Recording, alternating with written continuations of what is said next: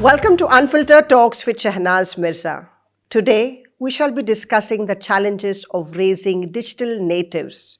In this episode, we explore the impact of social media on young children, whether they are preschoolers 0 to 5 or whether they are toddlers 6 to 12 years or teenagers. Our guest shall share expert insights on how to protect and guide our young children in this digital age. Sadia Sultan, a renowned clinical psychologist, child and adolescent mental health practitioner. She works at Flourishing Mind Clinic, Qatar. She's in this field since the last 8 years and is a psychometrician and does psychological assessments as well. She works very closely with children, teens, and their families. Welcome to the show, Sadia. Thank you so much for the invite and having me here. Certainly a pleasure. Now, we shall dive straight into the topic, social media and the repercussions on our young minds.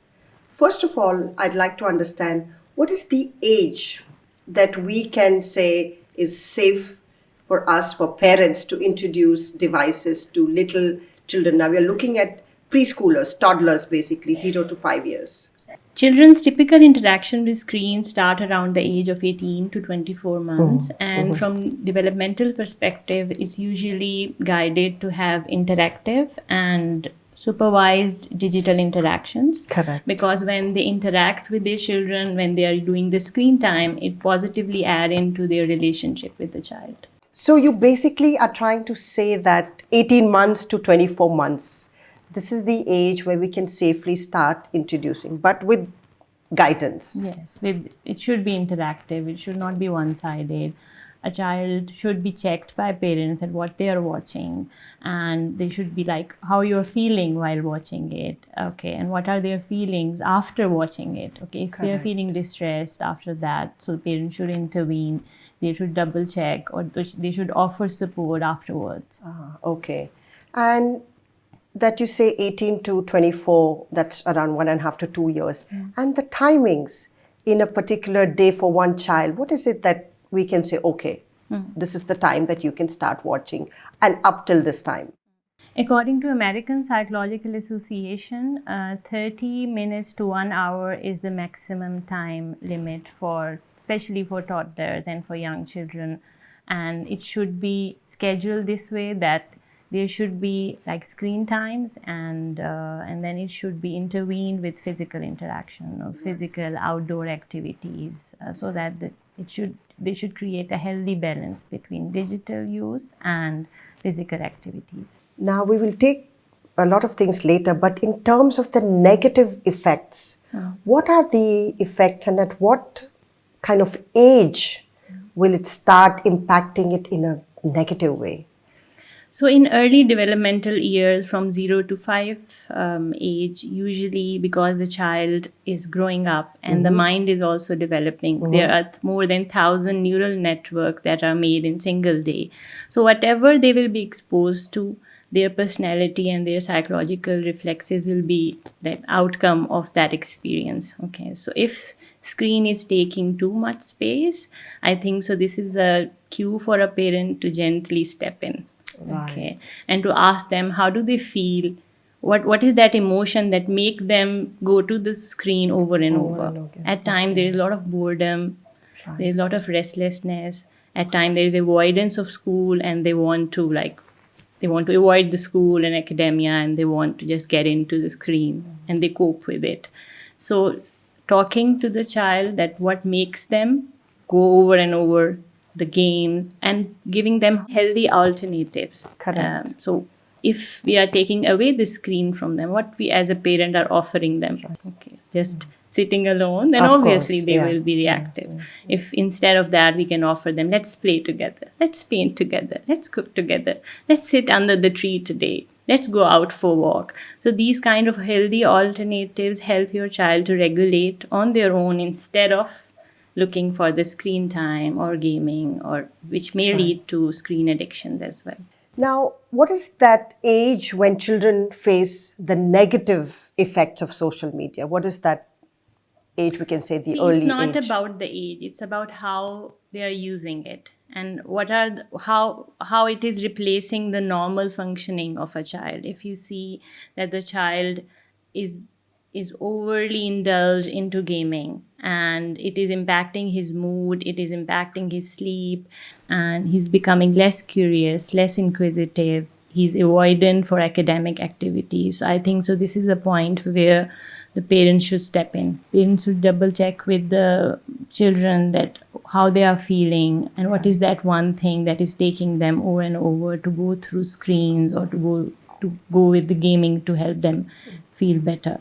So this is something that should be tackled carefully. Right. So basically, constant intervention, the parents is a must. Yes. Not just let them have the screens. Because Yes. what we've seen in, sometimes I go to restaurants also, I see that the parents are busy eating and the child, maybe a Yes. small preschooler or maybe somewhere 5+ also, and is just busy for the whole 1.5 hour, and the parents are, So if they you just see that they are constantly in that space in which they only want screens, so then it's a coping strategy for them.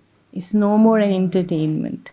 Right. They are coping with their emotion. And usually when clients come to us in our session and we ask them that, okay, why you are like into so much gaming or into like Instagram or Snapchat, why you have to post everything there, they say that we feel validated. So it's because of the lack of being Yes. appreciated and Yes. validated, they Yes. turn to long screen hours. Yes. And even when early age, for Even- tiny toddlers, we're talking about 0 to 5 years. Even for That- even within 0 to 5 years, they do talk about their emotion this way that we feel restless. Yeah. Sometimes you do Yes. hear children saying, "Yeah, Mama, you didn't talk to me," and Yes. At want- times, parents yeah. are too busy into their own Right. lives, in their like occupational things, that they find it an easy access. That okay, when it's just a touch thing, they touch the screen and they get a lot of sensory Okay. Now we start looking at, of course, you've mentioned briefly also that not being validated, but what are the negative effects now that these small group will start having? We know there's going to be addiction for sure. And what else are the effects on their minds and bodies. their health and bodies? Yeah. Yes, that- it's imperative to notice that how it's impacting their physical life as well. At times, children or teens, they become physically inactive. It impacts their sleep. So they spend like night hours into gaming or into like scrolling. Okay, and then the next day they are not fresh for school or they get late from school. If they have an exam, it does impact that. It does impact the real life experiences as well. The place where real learning is happening, they are avoidant for that. For example, if you ask a child, like probably 8-9-year-old, that will you prefer Minecraft or will you prefer football? They will say Minecraft. Okay, so the real life learning, they lack in that, and this is where the like real psychosocial development happens. Okay, we look at the stages of psychosocial development and the give and take phenomena, learning from your mistakes phenomena, and then you are on your screen, not interacting with anyone personally. So it does impact. It does impact a lot. Yes. Okay, They great. feel more isolated in longer run. It does impact their self-esteem as well. At times, like parents and the families and the client themselves report self-harm or suicidal ideation because they lost game.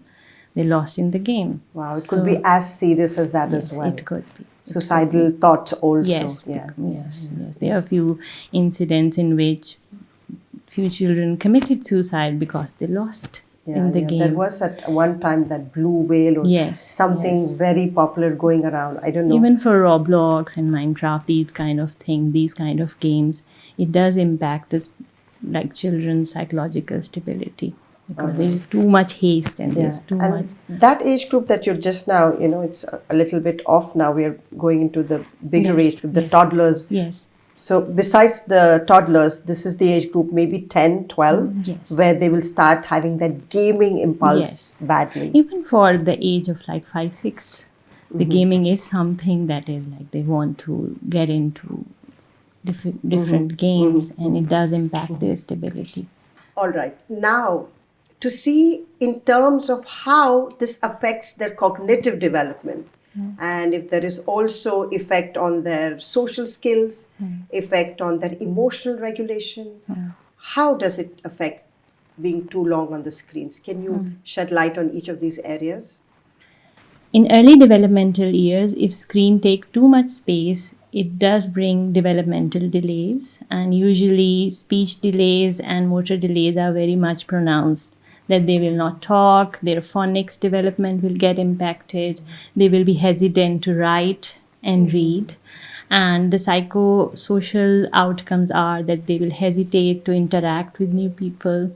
Okay, and we mark it as GDD, or global developmental delay, because if the child is not interacting, their speech and their motor coordination has been impacted. It add into autism related traits, but for the age of 5, before the age of 5, we add it into global developmental delay. So it add into global developmental delays, and early intervention can help the child and the family, for example, with occupational therapy, with speech therapy, and especially while managing their digital interactions wisely, it does impact them positively. So basically, in terms of the cognitive development of this young preschooler, 0 to 5, 0 to 6 years of age, what is the cognitive development that is affected negatively because of screen time, and maybe some kind of social skills also? In early developmental years, if screen take too much space, it does impact the cognitive development of a child, and we see developmental delays. Usually, eye-hand coordination delays are there, speech delays are there. They avoid eye contact, and then it impacts the social interactions of a child. At times, there are intense meltdowns when the parents take away the phone, and they usually reported that they are not the same without phone because there's too much attachment with the phone. Correct. Okay. That one tap gives them a lot of reinforcement. Correct. Okay. And social skills, will they also lack social skills? Yes, they will avoid real life interactions and experiences. They will be avoidant. They will not maintain eye contact while interacting with their age group. And then definitely it does impact their friendships, their And social. if there are guests coming at home, maybe Yes, hesitant to even they talk. want to stay in their rooms, Not come and then out. parents come to us and they want us to help them with their social skills. But if as a parent or as a teacher or as a counselor or psychologist, we help them to like be there socially for their child, so then we can fill that gap in. Yeah. First of all, I believe that it is the parents' responsibility. Yes. That age 0 to 5, children are completely under the guidance of parents and mothers especially, because fathers are, of course, they're the breadwinners, they'll go out.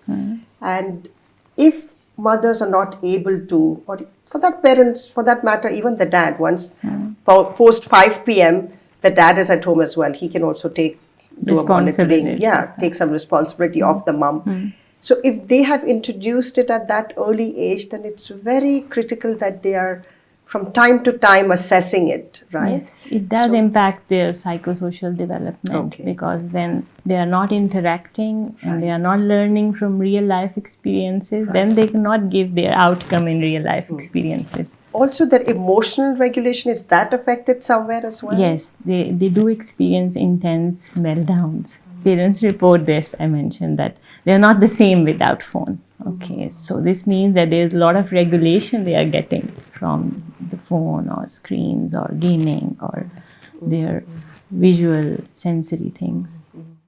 So basically, with regards to now, there are a lot of educational programs out there as well. And parents want that they should learn something, get the benefit of that. But to not let them have the negative, excessive screen time and to get the benefit, how do you think parents should balance that both? Screens, and especially, for example, iPads and laptops, is not an option anymore. We have to give this to our child if they are going to school, especially here in Qatar. It's a compulsory thing. They should have their laptops. And there are a lot of online assignments, or they have to finish those tasks, for example. But there are a few apps that promote children's psychosocial development, for example, Dojo, in which they get like rewards weekly or daily rewards. It's reinforcing for the child. I see that most of my clients and even my own children as well, they use Teams to finish their tasks and to interact with their teacher. This is enriching their curriculum experience. It is enriching their experience as a student, as a child. But then mindfully scheduling the screen time, that okay, this screen time is for gaming. For example, if it's like 1 hour, so 30 minutes is for their social activities and 30 minutes should be for their school-based activities. Okay, so creating a balance for them. So maximum this is 1 hour, and that's it. Yes. So we're talking about the early preschoolers. And schedules usually work, reinforcers usually work, because see, according to social learning theory, whatever a child is learning, they are learning it from their environment. Correct. So it can add into their positive learning. They can learn social skills. They can read about their grooming, how their self-hygiene, how to interact proactively. But again, we have to be mindful. Parents' intervention. And psychoeducating the, for example, teens or even toddlers as well, that this is something they should watch. This is something that is going to negatively impact them in the longer run. So psychoeducation also facilitate. All right, okay. So far we've seen, parents, if you're watching, that you need to monitor your children very regularly. You cannot just leave them with the screen time. It's your responsibility, your duty, because there are the repercussions. You've seen already, we've seen the emotional deregulation in a way. You've seen not able to handle social situations. We've also seen not able to develop the cognitive development. Yes, there are developmental delays as well. Anything else in terms of also attention spans and things like that? Yes. And eventually maybe, of course, the fact that it will lead to greater addiction to the screen time. Yes. Anything else in terms of the repercussions that will be on the mental health of the child? Yes, so there are risks. It does impact your attention span.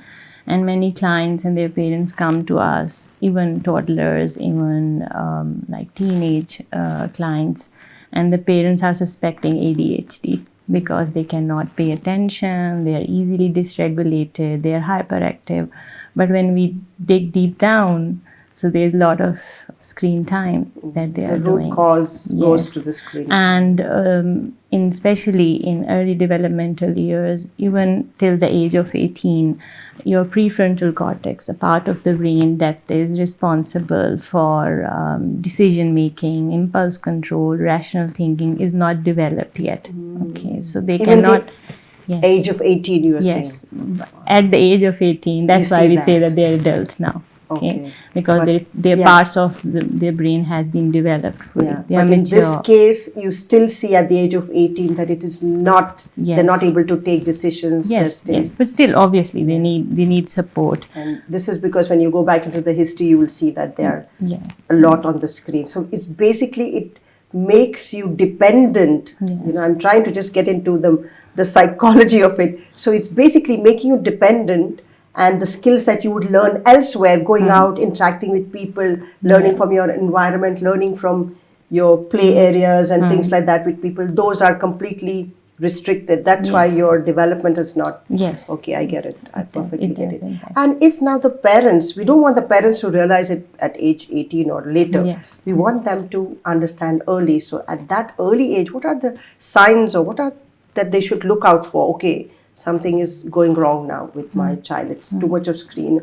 What he should be looking out? As a parent, just observe this thing, that is your child replacing normal daily life functioning with screen? Yeah, like for example, sitting at the table, eating is like a secondary thing. Main thing is or doing the tidying up, or are they doing the normal daily life activities that they in their age are supposed to do? Or either they're replacing it with gaming or with screen time or with social media or with like video making and Right. things like this. So, like, for example, even sitting at the dinner table, instead of just eating, looking at the food, he will be at the screen. The eating Yes, is manually, robotically just happening on the side. and they're not And- mindfully enjoying that. Yeah, Okay, they're yeah, not not in that- mindful of what they are eating. Correct. And a lot of times, even if the family is sitting and around the living room watching TV, then the one kid is just sitting on his couch and busy, not having that interaction. And see, from social learning theory perspective, if we look at that perspective, behaviors are not learned or unlearned in like one go. Right. It is over They have the years. learned it, Yes. probably from their elders, Correct. probably from the screen. Correct. So we have to be, when parents come to us and they're like, how we can change it, we help them understand now it's a gradual process. Right. It doesn't happen overnight. And if it Yes. has been a long time that they delayed in understanding that the child is so much into the screen, the repercussions must be much severe and higher. If their All right. self-care has been reduced, if their grades are dropping down, if you see that they are becoming secretive for their, whenever they're using like they're using the online things, where they are becoming secretive, if they are becoming upset before or after using social media, so definitely we need to check in. We need Okay, to there are check so in. many reasons where you need to step in, parents. So make sure that you need to watch very closely with your children. Now let's move on to the next lot of children, that is 6 to 12 years of age. In this age, besides all that we have already seen, the repercussions, there's also new things. The fear of maybe having predators, meet them online, the fear of also online bullying in certain ways. So can you shed some light on these issues with this group of children, 6 to 12 years? So see, if we look from psychosocial development perspective, their identity development is happening in this age. Okay. And there's a lot of comparisons that come up, even in our sessions, that why we don't look like this, why I don't look like that model. Okay. Why my life is not like this. Okay. Why my parents are not like this. Okay. So it does impact their interpersonal functioning. Okay. At times they come up with a lot of retaliation toward their teachers, toward their friends, because there is a role model that is there. That is, yeah. there. And that is the reason then they fall easily prey Yes. to all these kind of cyberbullying. Yes. They or get some too much predators. attached. They get too much inspired by them. They get into, if you look at self-harm, there's so much modeling, or there's so much peer pressure that we see even in terms of self-harm, that at times teenage they report that we did it because my friends do it. I saw it online, that's why I do it. I felt regulated after doing it because my friend said me to do this, and I saw a movie in which the hero was doing this. Okay, so there's so much negative outcome. There are risks involved, especially with this age group, because it does impact, it does bring identity crisis, low self-esteem issues. Now that you're mentioning the identity and self-esteem, yeah, that was what I wanted to ask next. So besides just how we see them, predators attacking them, or how they look out for validation, somewhere the child is also going through these things about not having maybe that great perfect body, not having that great, the self-confidence is not too high, the self-esteem is not at a great level. These are also reasons why they turn to outside, right? Could you shed some light on this? Yes, when their self-esteem is low, and when we are not having the optimal family interactions, okay, obviously they are vulnerable. When they are vulnerable, they will can resort to Yes, outside yes. means. They are usually exposed to cyberbullying.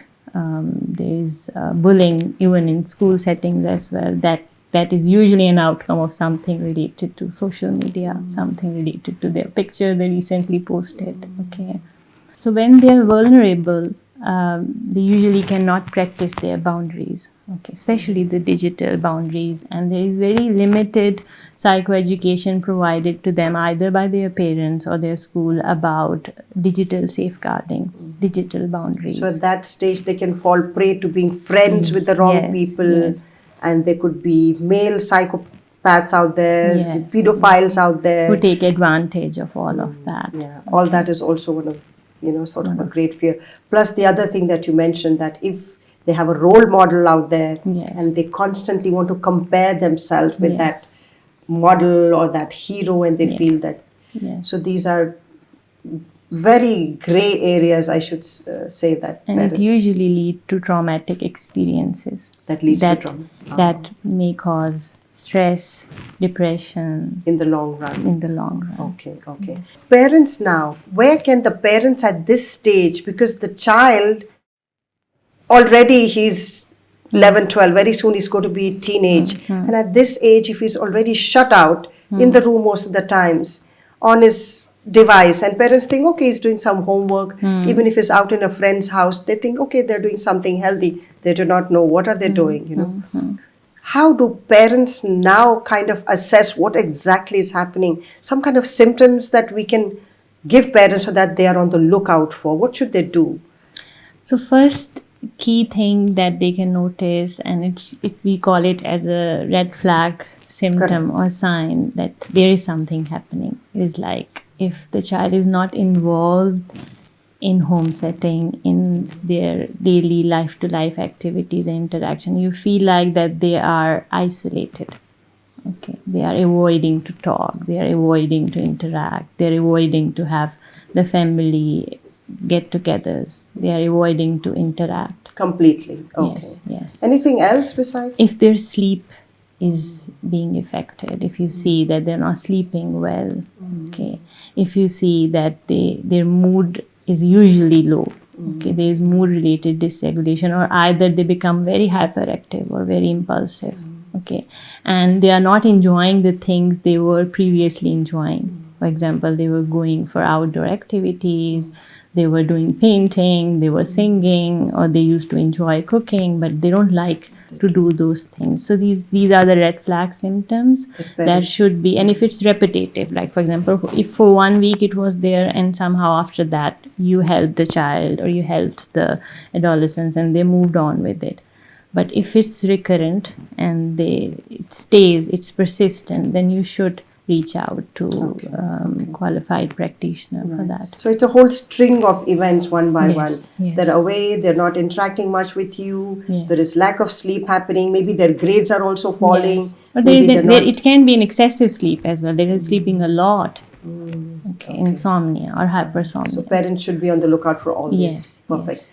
Basically now for this age group that we are looking at, 6 to 12 years of age, how can parents make it such a practice that children develop healthy relations with their devices? We want them to get the benefit of what's good out there on good apps and good programs.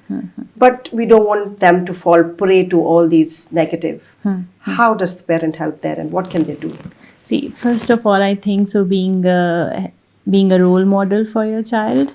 Okay, if you're too much into screen time, scrolling, then obviously whatever you will do, the child will do the same. If the phone is in your hand 24/7 and you want your child not to do it, they will definitely not do it. Okay, then bringing in balance in like doing the discipline, but with healthy and positive interactions, okay?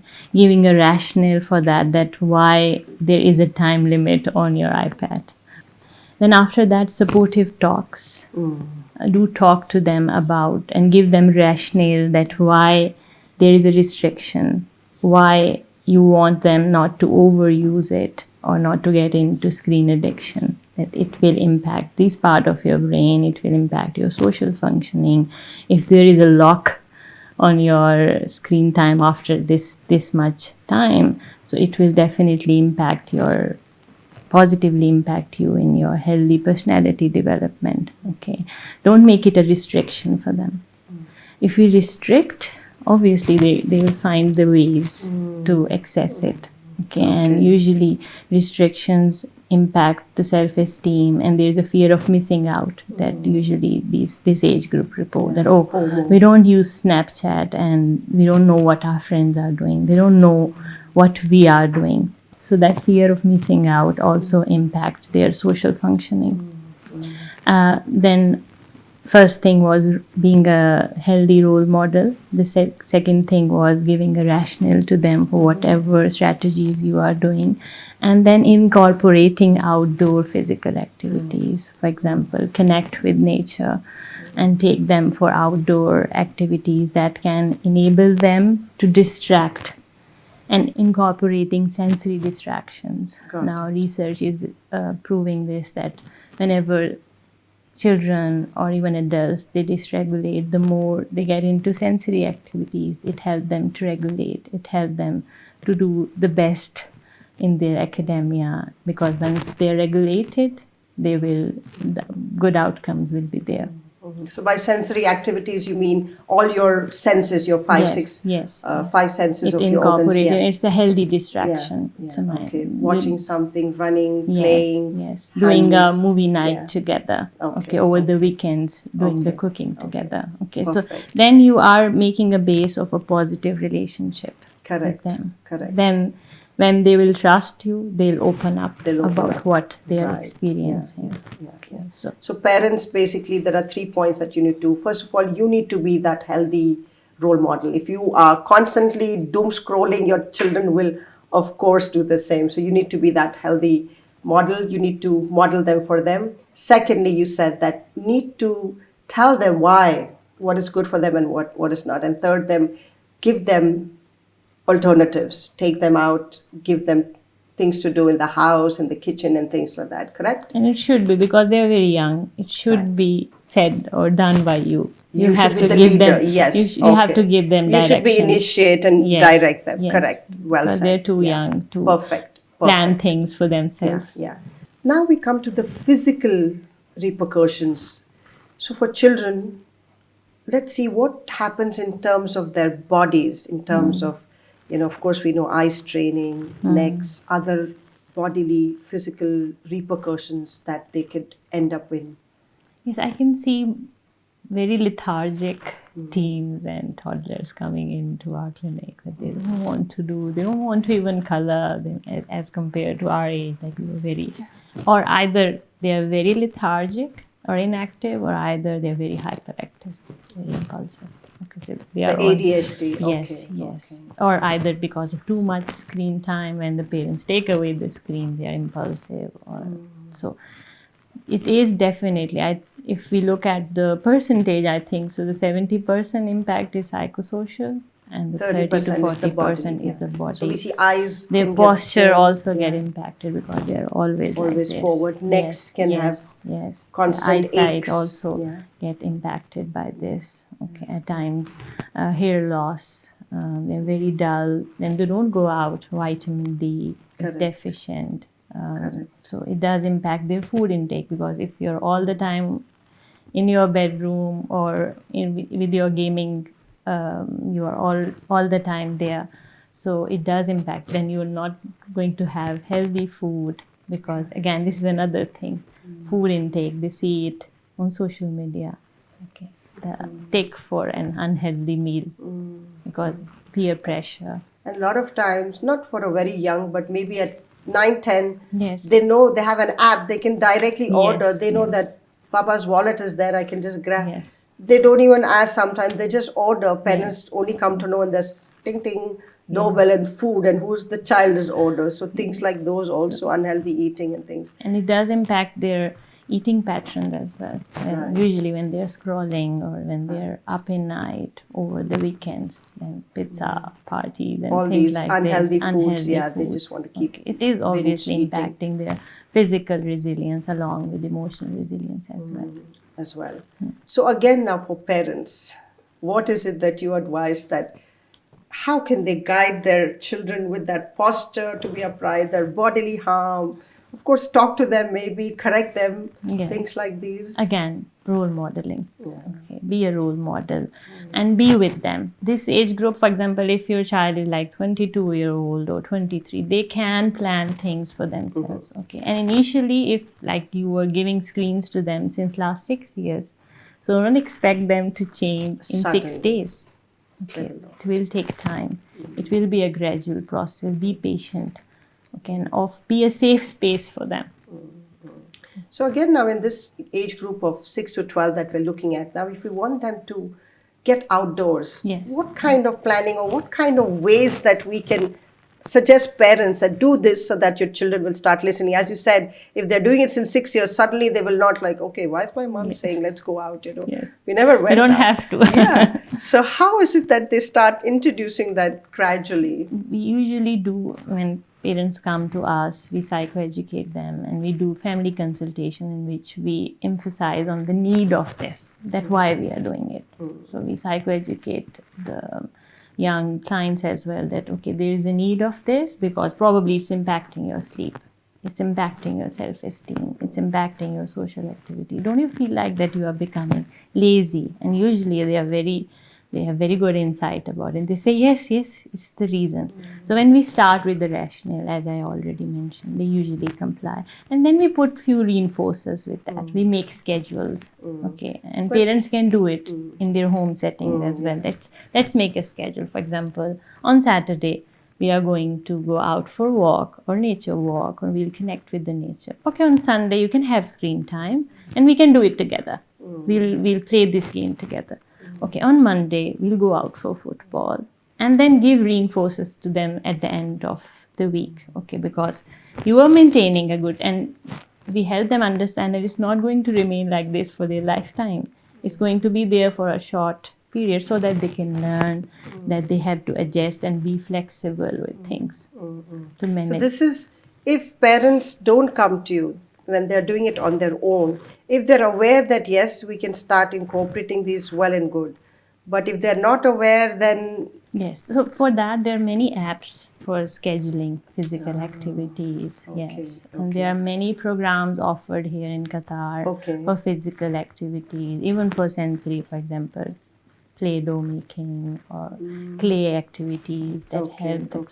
So hobby classes and things like that parents could look out for and then talk to their child and say, look, you want to do this, that is painting class, hobby class, flower making, or There's things so like many that. groups that Groups, are, so they can group just join that. For example, horse riding, painting. Make them do things that they love and then consult them and then fix the schedule and start doing that gradually. Once in a month, like do this thing over the weekend, that we'll sit together and we'll make schedules for all of you. Perfect. I'll make schedule for you can make schedule for me, I can make schedule for you. And this is how we can make it collaborative. So incorporate them, asking them that we will do a schedule for the full month, and that's how. And it should not be restrictive. Right. It should be open-ended. And it's okay if they are not fulfilling that schedule, for example, once in a week or twice in a week. Being flexible with them so that you are a safe space for them. Perfect. Now, in this age group, 6 to 12 years of age, we do see children getting into a lot of games which can cause violence. They are something where there is gun violence, there's physical fights, bloody things. So what is it that you recommend that parents should do so that they completely get their children? We don't want them to go this path. So what is it that they can I think so digital safeguarding is very important. Okay, and parents should psychoeducate the child, and they should be mindful of this. I think so for this age, especially for this age group, they should take control of these things. Okay, so if they are witnessing aggression in games or in movies, so definitely they are going to do the same in their school settings. Okay. Correct. So be mindful of what they are watching, what is their digital interaction. And one thing that is very important, and we have done few psychoeducational groups in different schools about digital health. So is digital access or is digital interaction impacting your emotional well-being? Is it impacting your physical well-being? Is it impacting your spiritual well-being? Is it impacting your social well-being? So it's very important to help them understand. And nowadays, even like 4 to 5 year of age child, they are very mindful. They are aware. Yes. They are aware at times of their emotions. They are aware of what triggered them. They are aware of what is that one game that make them feel upset. So small talks, positive interaction. Right. So not only parents, even in schools, if they can introduce these Yes, kinds, so that's yes. awareness is spread. I really appreciate schools here in That are Qatar. doing. They're very inclusive, and they Right. are in their own setting. They are psychoeducating the kids, That and is, it makes difference. it makes, and it's very necessary. Yes. Because a lot of times a parent feels they've learned something from school. They come home and they tell their parents, Yes, Mama, yes. today we learned this, today Yes, this. yes. And they feel that they know something, they've Yes. learned something. So that does, in a way, help. So we now move on to the ages 12 above 18, you can say, the teenage years. And gaming is so popular in this batch of children, I should say. First of all, we start with the repercussions. We do know that there are games which are violent, there are gun games, there are games that make you want to fight, there are games that people would virtually want to go and achieve certain goals, get into accidents, get into all kind of bizarre situations. Let's see the repercussions first for this kind of gaming that children get into. As you were mentioning that they have to achieve a certain goal, and probably they cannot in that very moment because of their academic responsibilities, or probably their father is not allowing or their parent is not allowing them to access the iPad or the gaming app at that moment. So if they are unable to achieve the goal, it will definitely impact their self-esteem. Okay, it will impact their mood, and the fear of missing out will be very much pronounced.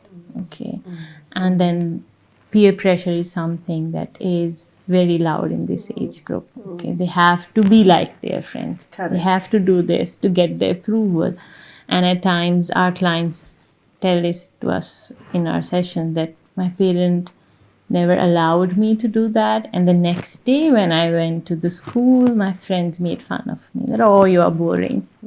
So that is the main Yes, main that is the reason, I would say. Yeah. That is the push. Yeah, at that age. Yes. So we do want that our children should build good self-esteem. They should be confident, and we don't even want them to get into the trap of all this. So what is it here that we can do again? How is it Again, that we can? creating a balance. Okay, and if, for example, the child with this game is coping effectively with the outcome and it's not impacting their self-esteem, so letting them play that. But if it's violence-based game, especially with boys, and you see that after playing that game the child is more aggressive, right. then you have to then Intervene. psychoeducate, sit with them, talk to them instead of putting restrictions. Correct. Okay, Because- instead of just fixing the behavior, just talk to them that why it's important to manage it. We are observing this, that this is happening, and then gradual extinction of that thing. That abrupt thing can be too much overwhelming for them. Right. Okay, so for example, if they were spending 2 hours per day, so start reducing the time by, okay, let's start with 1 hour. Correct. Then next week moving it to 30 minutes, and then offering alternatives. Okay, you can play this game instead of that, so that the fear of missing out, FOMO, does not impact a child. Right. Yeah, yeah. It's easy said than done, because I think at that age when, parents have teenagers, they do want to have their way. It's very difficult to handle them. But yeah, as you said, gradually introduce it, sit and talk to them to assess, and let them have some of it, because they will definitely have the fear of missing out and feel that they did not. And we do incorporate a process, this is called extinction. For example, if your child has learned a behavior that is not a good behavior, okay, and it is impacting, so we do extinction. So we do the task analysis for extinction. That's why a qualified practitioner or licensed clinical psychologist or a behavior therapist should be there. But if suppose they are not coming to a therapist, yes. if parents are just at home and they can see that the child is getting aggressive, is not listening, Yes. he wants his gaming, he starts even speaking rudely, what at that stage There's so many online resources that are available there, and they can take benefit from our talk today. Right, Okay, so definitely. Yeah. I think so. Role modeling, Right.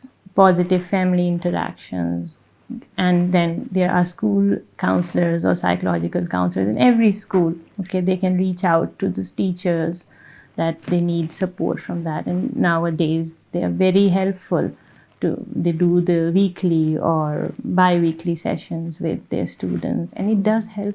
It does help. So it's very important basically that the parents at this stage allow the children, give them some amount of independence to use the games they like, but there should be some amount of intervention there and not let the child know that they are controlling them, but gradually win their trust to see, we are for you, we want you to do it, and this is and bad. The trust is very important. Trust, so giving that flexibility and space to the child that they can come back to you if there is a struggle, if they are struggling with something, if there is a friend who is bullying or cyberbullying is there, because at times kids, they hide it from their parents, and once they hide, they are dealing with all of that on their own, and there's a lot of stress that does impact their academic and social functioning. All right. So basically now when we move on to this teenage group, 12 onwards up till the age of 18, in that age group, of course, screen time is there, but it is excessive and it has changed. What is it that we see has changed over the years? What is it that now they will be watching mainly? For example, in girls, we don't have to underestimate the impact of hormones and their sexual identity development. And at times there is a discrepancy between their religious and social cultural values, which create a point of distress. And when they cannot open up about it in home settings because of restrictions or because of the values of the family, then they find ways to interact about it. So they will develop friendships online, which is again, which can be unsafe, and which is usually unsafe because the brain is not fully developed, especially the prefrontal cortex is not mature yet. So with girls, like parents, especially mothers, should intervene. They should psychoeducate them about their needs and how to their channelize biological it. changes of their body and their hormonal changes, so that they know they don't get into the trap of being with the wrong people. And same for the boys. At times they get into too much aggression again because violent of hormones. Games they want to play, they want to feel that they are heroes and things like that. It does impact their identity development. There is a normal deviation that comes up. There's a normal change that is okay. But if again it's becoming very persistent and you see that your child is becoming less inclusive, they are more avoiding in the room, secluded, not talking to you, then it's time that this is red flag. Parents should jump in. We've basically now seen how that age group, the teenage group, can be prey to all these predators out there because of the hormonal changes in the teenage years, girls or boys and things like that. Also, in terms of certain times, we've seen the self-harm that these teenagers do, things because of maybe they're not able to have that self-esteem, the confidence is low, they have identity crisis, there's peer pressure, there's so much of things going on. So could you shed some light on what at that stage is basically happening and how or why would they be inflicting the self-harm on them? And what is it that parents can do? It usually helps them to vent out their big emotions. And most of the teenage population, when they do the self-harm, we ask them, they say that it gives them relief. And they feel validated and to see that. And it gives them visual and physical distraction as well. So it basically starts with them feeling low, not having confidence, not being validated, and then that will lead to self-harm. And you had cases like this in your clinic. There are many cases that are upcoming, which is a warning sign for us, which is alarming for us as well. And we try to do early intervention, we start working with children and toddlers in early years so that we can save them from lifelong impacts of these kind of difficult social experiences. Also, there are children of this age that have mental repercussions like anxiety, depression. Is that also? Can you talk for example, social phobia because of these kind of social experiences. Usually social phobia or related symptoms are there. At times they experience panic attacks in school settings because of the recent episode of bullying or because of the fear of missing out. Okay. At times depression, especially with anxiety, with generalized anxiety disorders, persistent depression, it's there. They don't feel happy most of the time. They need a lot of alternatives or distractions. And at times self-harm is a distraction for them. Okay. Or at times scrolling is a distraction for them. At times talking to boys or talking to girls and deviating their social and cultural norms is a distraction for them. So that's why as a parent, as a teacher, psychoeducation is very important. Very necessary, yeah. So it all boils down again, parents at home. Because of course, when they come to you as a practitioner and a therapist, you will suggest them. But before that, there is so much regulation that parents need to do. Yes. Any do's and don'ts for this age group that you say, okay, completely do this, and completely don't do this. We're talking about teenagers. There is no specific do and don'ts that I in this space can. It differs from person to person. It differs from personality and family dynamics. At times, one thing is appropriate for one child or one teenage client, and it's not appropriate because of the family dynamics. All right. Now we've almost come to the end. Now, lastly, parents at this age, it's difficult. It's not an easy task. You know, I had seen my children also, but they were to a certain extent very regulated. My boy was into gaming. He would just play some gun violence, and I would tell him not to lock the room. So I would anytime barge into his room to see what he's doing. But yeah, that was one thing. And he's 22 now and is kind of done with college and pretty settled. But for parents, it's of course extremely stressful. They can be very anxious at this stage. What is it that you can suggest for parents to do so that they're able to, of course, they want the best for their children. Nobody wants anything bad. Yes. What is that parents can do at this stage?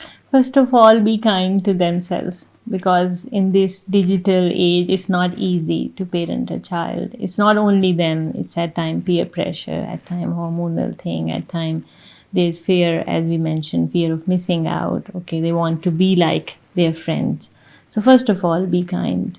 Okay, to themselves and then to their children. And the other, okay. And the second thing is that prioritize connection over control, because we don't have to fix their behaviors. Okay, when we try to fix things, obviously then we are becoming very rigid. Right. Okay, and probably the child will not come up with their feelings. Right, yeah. So dominating at this stage and controlling them will not work. So it's always advisable to be flexible with them, talk to them, set their schedules, see what they want to do. And for this age group also, is it advisable that you have these, because below 12 years, they will come with you and go out but at this age, they want to mingle with their friends. They don't want to go with the mom and dad and, yes. you know. So give them that space. They need that space. Don't be too restrict. At times, if you are too restrict, if you are too strict and harsh, if they you will try to push restrain, back. they'll push back. And there's then a lot of retaliation toward parents. Okay, so again, flexibility, control, connection. And one thing that I would like to reinforce is that unconditional positive regard for your children. When you put conditions, when you will not use this, then I'll be happy with you. Okay, so it's conditional then. Give them unconditional Positive support. regard. Okay, so it's okay if you never followed the schedule, no worries. What happened? How you felt? What made you not do this thing? What made you do that? I'm here to support you. So when a home setting is a safe space for them, they will open out, yes. they will come to you, they will trust you, they will start thinking, oh, this is my friend and I can, Yes, and yes. okay, and So that will even build positively on their personalities and their character. and at times it's replaced by digital media. So it's basically by the absence of this kind of a nurturing Yes. surrounding, that's when Yes. they go to, Yes. And that's why things are clear now. we prioritize family time and family, family interaction in this talk. Even in my session, like for like 40 minutes, I'm with the client, but for 20 minutes, and at times even more than that, I'm with parents, so that I can help them understand what is it that they should do. Yes. Yeah, it's not that, okay, the child is at home, they're getting food, they're going to school and everything is done. Yes. That building their confidence at that stage, to let them know that they're loved, they're regarded, they're valued, that is very important. A nurturing environment is the key. Okay, Is the key. okay. If you will provide that base to them, they will know themselves that this is what they have to do, this is what they don't have to do. Okay, perfect. I believe we've come to the end of the episode. I'm sure our viewers today would have got such a lot of information. Thank you so much for your time, Sadhna. Thank you, Shahnaz, for giving me this space, and I always see the need of these kind of psychoeducational talks because when we work in clinical settings, then the client usually come up with the outcomes. So these kind of psychoeducational talks can help the parent and the school to do early interventions, and it always support the child. Thank you for tuning in to Unfiltered Talks with Shahnaz Mirza. Do leave your comments in the comments section of the YouTube video. Let us know what did you like about the show, and also write to us what else would you like to hear in the future episodes. The details of our guest shall be in the description section of the YouTube video. And till next time, this is Shahnaz Mirza signing off.